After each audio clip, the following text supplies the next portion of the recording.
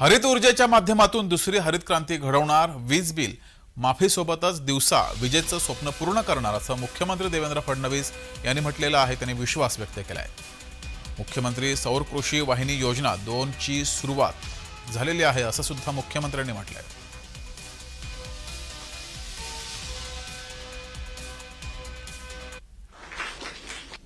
आज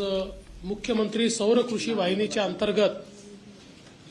सौर ऊर्जितीकरणाचा हा कार्यक्रम या ठिकाणी आपण हातामध्ये घेतलेला आहे आणि या माध्यमातून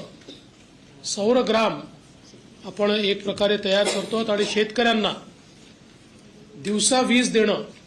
हे जे आपलं स्वप्न होतं ते पूर्ण करण्याचं काम या ठिकाणी आपण करतो आहोत। उमरगा तालुक्यातील नारंगवाडी आणि कारंजा तालुक्यातील उंबरडा बाजार या दोन्ही गावच्या जे काही सरपंच आणि सर्व पदाधिकारी त्या ठिकाणी उपस्थित आहेत, जे गावकरी उपस्थित आहेत,